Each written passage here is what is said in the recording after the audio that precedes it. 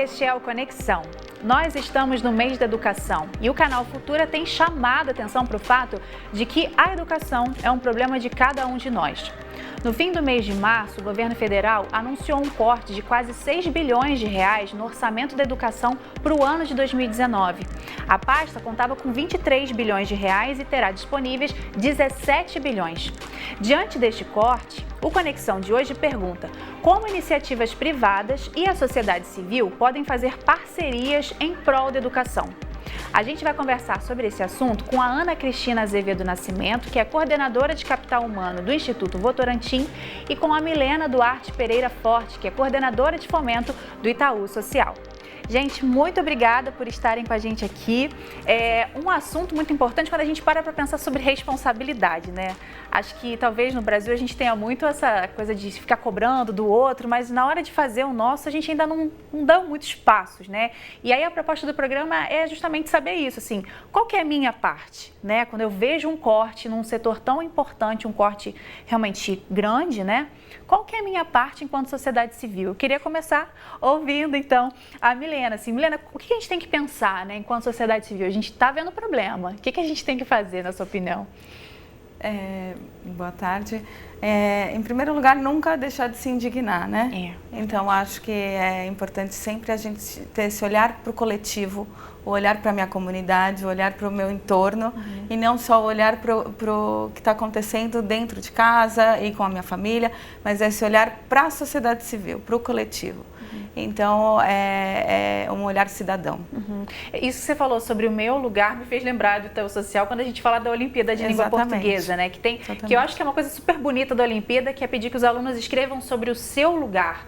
E eu acho que é importante isso mesmo, né? A gente olhar para o nosso lugar e saber que a gente pode ter orgulho, a gente vive ali, mas a gente é responsável por aquilo ali também, né? Exatamente. A gente tem um programa lá no Itaú Social chamado Comunidade Presente, que é um pouco essa presença na comunidade, né? Que a gente quer despertar nos colaboradores do banco, principalmente. E esse olhar também para a infraestrutura das escolas. Então, assim, é um programa que apoia a infraestrutura, tanto de organizações da sociedade civil, como de escolas públicas, para a melhoria da qualidade das crianças que estão naquele setor. E a gente sabe que o recurso para essas coisas é o primeiro lugar que é tirado também. Então, como que a gente pode ter um olhar para mobilização e captação de recursos em relação à infraestrutura, à qualidade desse lugar que elas estão todos os dias. E, Ana, quando a gente pensa aí em empresas, né? Uma empresa que está no país e sabe que estão acontecendo vários problemas. A gente sabe que o Brasil tem problemas enormes, desafios grandíssimos quando a gente pensa na educação. Evasão escolar, falta de vagas, escolas com problemas na infraestrutura. Qual que é o posicionamento que você acredita que a empresa tem que ter diante de desafios tão grandes na educação? Olha, a gente tem na Votorantim uma crença muito grande da corresponsabilidade pelas questões sociais. Tanto é que o Instituto Votorantim tem como a sua premissa que comunidade e empresa devem evoluir em sinergia. Então, quando a gente vê uma questão tão importante quanto a educação sendo arriscada, a gente tem que ter um posicionamento ainda mais forte. O programa Parceria pela Valorização da Educação, ele nasce da premissa de que todos nós temos essa corresponsabilidade, então ele nasce da mobilização social pela educação. Então já há 10 anos a gente trabalha com essa lógica de engajamento dos funcionários da Votorantim, mas também das lideranças comunitárias, dos outros agentes que estão no município, entendendo que todos podemos fazer a nossa parte e buscar cobrar, demandar e participar dessa educação. E lembrando também que na Votorantim, na comemoração do seu centenário, a educação foi o tema. Foi ano passado, né? Foi ano passado, 100 2018, 100 anos do Grupo Votorantim. E por que o Grupo Votorantim escolheu a educação como tema para celebrar? Porque o grupo realmente entende que foi pela educação, pelo investimento na educação, que ele pôde estar aqui junto à sociedade por 100 anos, e é com esse tema que ele pretende estar pelos próximos 100 anos também. É interessante pensar que uma empresa tem 100 anos, né? Assim, é bastante interessante. Eu queria trazer para essa conversa o Alexandre Isaac. Ele é pesquisador e assessor de relações institucionais do Centro de Estudos e Pesquisas em Educação, Cultura e Ação Comunitária, o CENPEC. Oi, Alexandre, você me ouve bem? Ouço sim, tudo bem com vocês? Tudo, e você? Ótimo.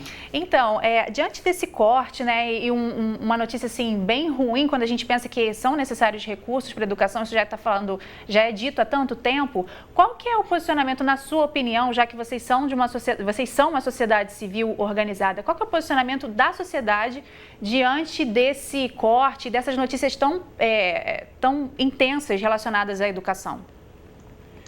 Bom, primeiro eu queria mandar um abraço solidário para a Milena e para a Ana Cristina, né, da Fundação Então Social e da Votorantim, que são parceiros, inclusive, do SEMPEC. A gente tem, historicamente, projetos juntos, né? Eu queria começar dizendo que, eu não sei se você é um pouco legalista, né, mas existe uma carta que regula a vida em sociedade no Brasil, chamada Constituição Federal, né? Nessa Constituição Federal tem um artigo 227, né? E lá está expresso que é de absoluta prioridade do Estado, da família e da sociedade garantir com absoluta prioridade os direitos das crianças, adolescentes e jovens, né? Essas responsabilidades, elas são distintas, mas são complementares, né? Cada um tem uma parte de responsabilidade, mas ao mesmo tempo elas são complementares. Do ponto de vista da sociedade civil, quando você pergunta o que a sociedade civil organizada pode agregar para que a gente garanta a elaboração e a implementação de políticas públicas de qualidade, né? Eu diria que a gente tem afirmado, historicamente, o SEMPEC tem afirmado que há uma potência muito grande entre a parceria Estado e sociedade civil. Né?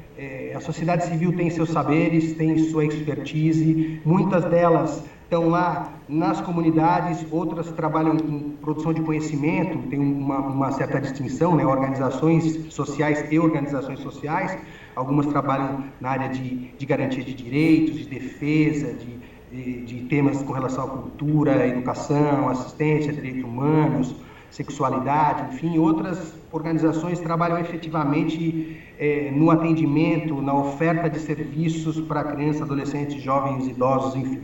Né? Então, existe essa diferença. Mas a sociedade civil tem um papel fundamental, ela pode, com esses saberes, né, ela pode agregar muito no debate sobre como se formula uma política, o que realmente é necessário para implementar uma política de qualidade. Eu acho que esse é o papel da sociedade civil. E, Alexandre, até queria trazer aqui para a Milena também, o que vocês pensam? A gente, enquanto brasileiro, na sociedade brasileira, a gente tem o hábito de se responsabilizar? O que você pensa sobre isso, Milena?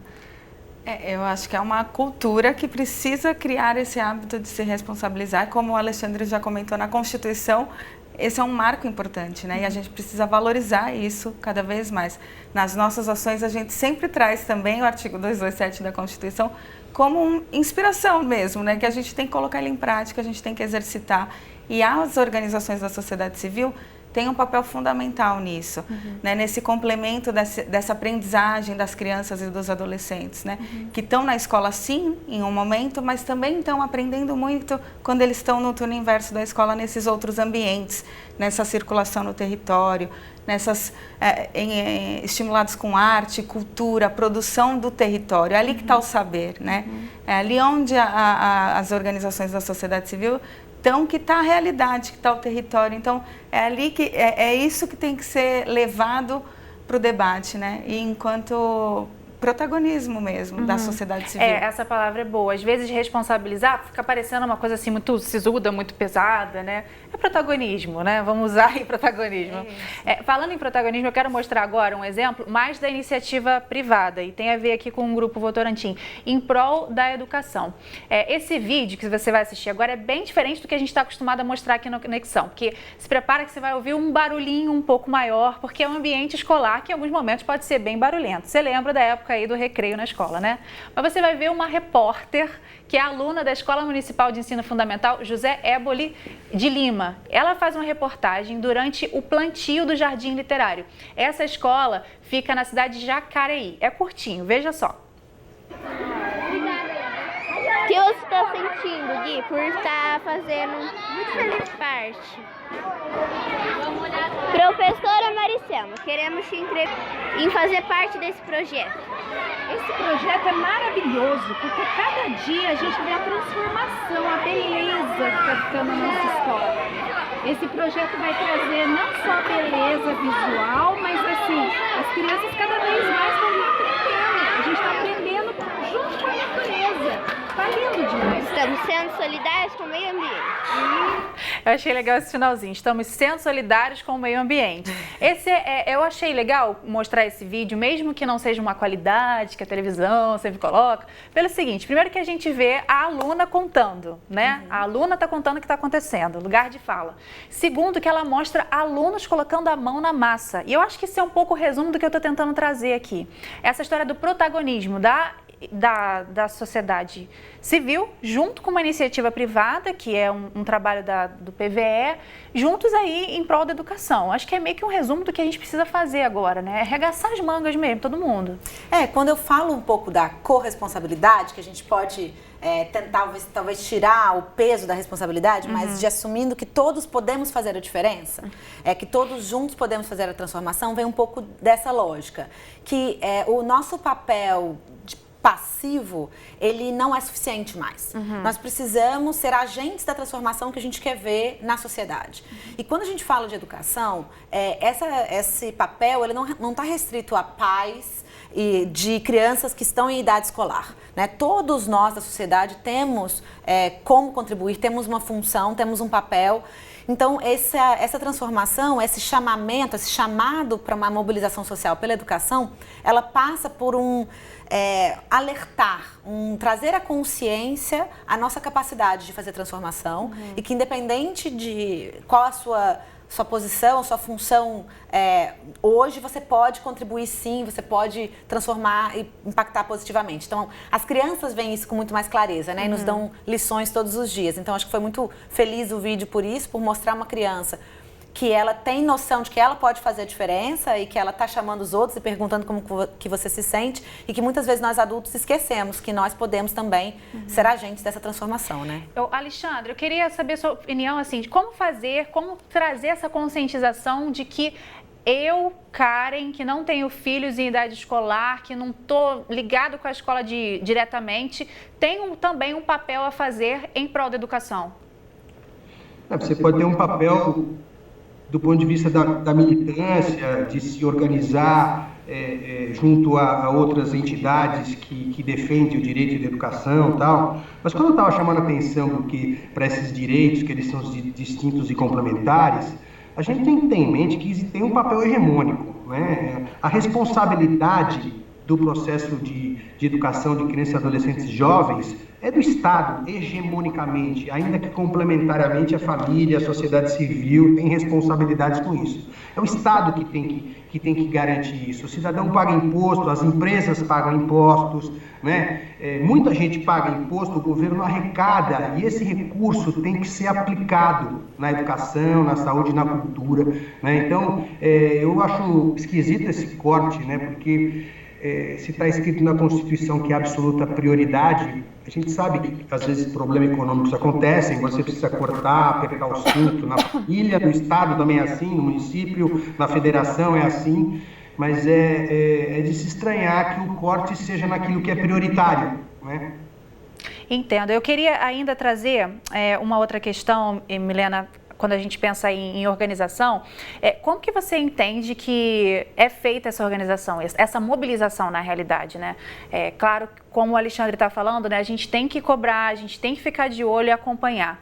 Mas como mobilizar a sociedade em prol de algo, assim? Como é que a sociedade funciona hoje na mobilização?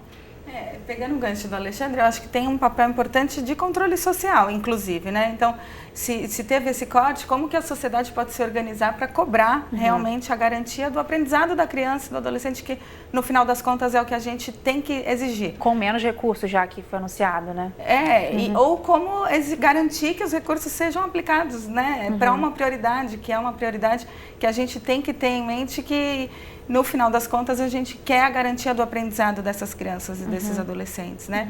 E aí, de novo, eu trago aqui o desafio que a sociedade civil tem também de chegar nas crianças que estão ainda em situação de maior vulnerabilidade, porque nesse contexto vão ficando ainda mais excluídas as crianças que já passam por situações de violação gritantes, né?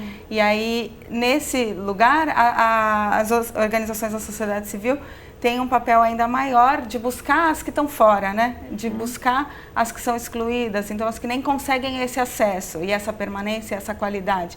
Acho que a sociedade civil tem um papel importantíssimo na cobrança do controle social mesmo, para que tanto o aprendizado como o acesso e a garantia dos recursos, da infraestrutura, da qualidade de tudo que está ali dentro da escola. Eu quero mostrar mais um vídeo e é mais um exemplo do tipo de investimento, né? A gente já falou sobre esse projeto aqui no Conexão, é a Cátedra de Educação Básica. Eles estão fazendo esforços pela formação do professor da rede pública. A gente fez um material no dia do lançamento da cátedra pelo Você Faz a Diferença. E aí você vai assistir agora uma reportagem sobre esse assunto.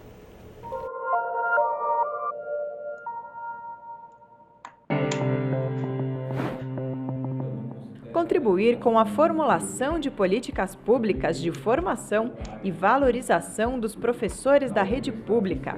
Esse é o intuito da Cátedra de Educação Básica, lançada em parceria pelo Itaú Social e pelo Instituto de Estudos Avançados da Universidade de São Paulo. Pretendemos discutir o profissionalismo da profissão docente. Ele é um lugar que tem a questão vocativa, mas também precisa de requisitos técnicos para o exercício desta profissão. E quando a gente não discute este lugar técnico, este lugar do profissionalismo, também tem impactos no processo de aprendizagem que está na escola. O convênio terá duração inicial de 5 anos, com um financiamento de R$5 milhões. Este valor irá financiar, entre outras ações, pesquisas sobre experiências educacionais relevantes. Cada região vai ter uma necessidade e uma solução. Ele não é um projeto que vem de cima para baixo, ele vai ter que ser construído. E seguramente nós vamos ter diferentes inputs vindos de várias partes do Brasil. Aí eu queria trazer duas questões. Essa última fala do professor Saldiva, quando esse projeto ele vai ser construído. Aí eu acho que remete a tudo que a gente está falando aqui, né? Essa questão da corresponsabilidade. E eu queria saber, Ana, como que as empresas elas conseguem saber onde colocar o dinheiro para ajudar? Existem pesquisas que são feitas como se fossem pesquisas de mercado mesmo, onde vai ser melhor investir?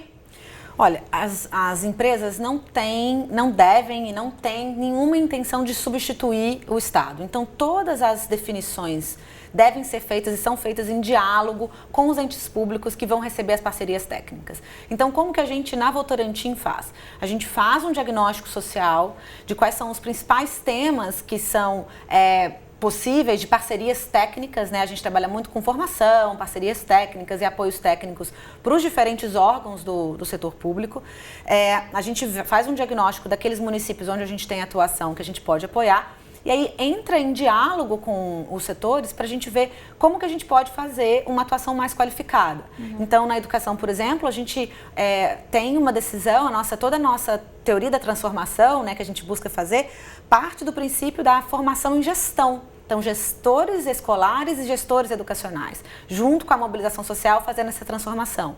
Quando a gente fala de garantia de direitos de crianças e adolescentes, a gente também tem uma parceria com conselhos municipais de direitos da criança e do adolescente, que a gente também dá uma formação técnica para o fortalecimento desses órgãos. Então, toda a nossa lógica, e eu acho que das instituições privadas, em sua grande maioria, partem desse princípio, que é dar apoio técnico e fortalecer os entes públicos para que eles exerçam o seu papel da melhor maneira possível. Nunca tentar substituí-los e nem... Né?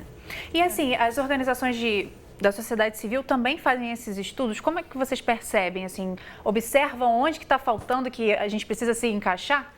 Isso é bem interessante. Lá também no Itaú Social a gente tem diversos editais que a gente faz apoios financeiros e sempre apostando a valorização está no território. São eles que sabem onde que eles vão aplicar o recurso. Eles que têm o conhecimento, o diagnóstico local. Então, dos Conselhos Municipais dos Direitos da Criança e do Adolescente também. A gente abre um edital, o Brasil todo, e é o Conselho que vai me dizer quais são as violações daquele município, onde eu preciso aplicar o meu recurso. E se eu não sei, eu posso pedir, inclusive, um recurso para fazer um diagnóstico. Qual a situação aqui do meu território? É uma outra forma também de ajudar, É uma outra forma deles conseguirem enxergar quais são as dificuldades mais relevantes ali do território. E precisa de recursos para fazer pesquisa, não adianta, a gente não pode ignorar isso. Alexandre, eu queria que que você explicasse para mim, porque você trouxe na apuração que o novo marco regulatório da sociedade civil traz uma novidade quando a gente pensa em parcerias, né? Qual que é essa novidade? Olha, o que havia anteriormente, do ponto de vista jurídico, no estabelecimento de contratos e convênios entre poder público e sociedade civil, era essa figura jurídica do contrato e do convênio. Essa figura jurídica do contrato e do convênio são figuras que regulam o repasse entre entes da federação, né? Então, quando a federação repassa um recurso para o Estado ou o Estado repassa um recurso para a federação, né? Isso é feito a partir dessa figura jurídica do contrato e do convênio. Os recursos que eram repassados para a sociedade civil se utilizava dessa figura jurídica, né?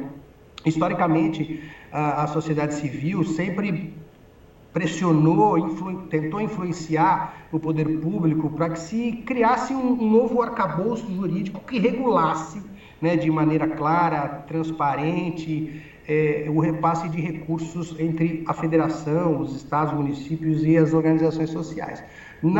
Nos termos anteriores, o prefeito podia escolher qualquer organização que fosse do campo político dele ou de alguém que tinha preferência.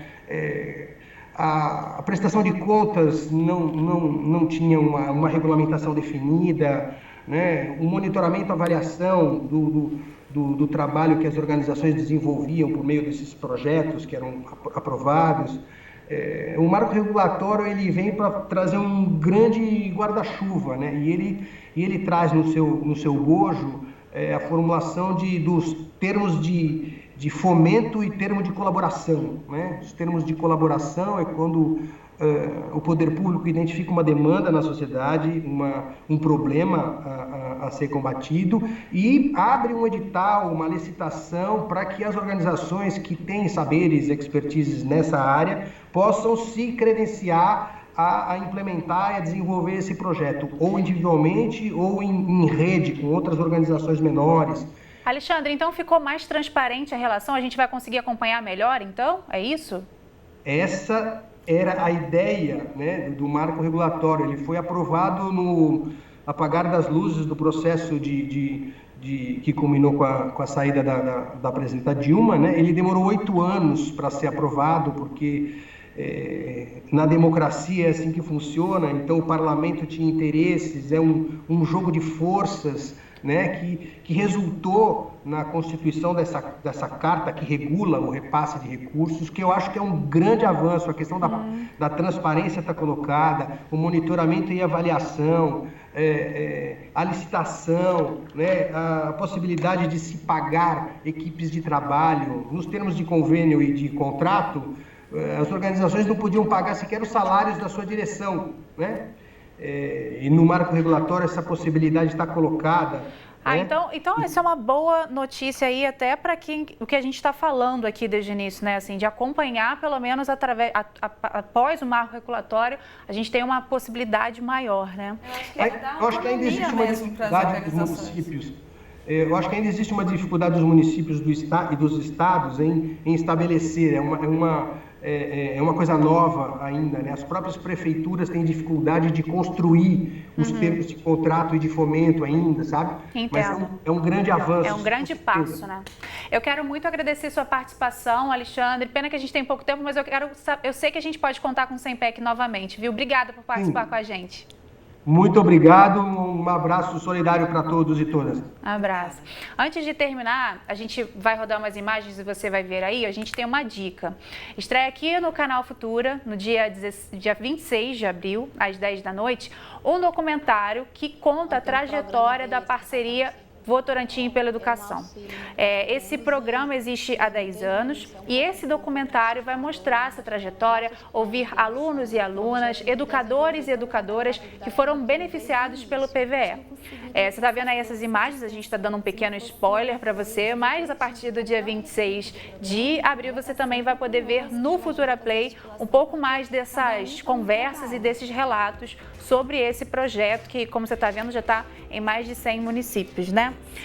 Eu quero muito agradecer a participação de vocês aqui, foi uma conversa muito legal, acho que a gente tem uma noção maior sobre essa corresponsabilidade ou então protagonismo, como você quiser. A gente está vendo aí o site do Instituto Votorantim, institutovotorantim.org.br, e vamos ver também aí o Itaú, esse é o Futura Play, mas esse aí é o site do Itaú Social, itausocial.org.br. Ficam aí dicas de institutos e associações que você pode se associar, desculpa aí o pleonasmo, e também fazer a sua parte, viu? Se você quiser rever essa e outras entrevistas, é só acessar o futuraplay.org e não se esqueça, nenhum para trás. Um grande abraço!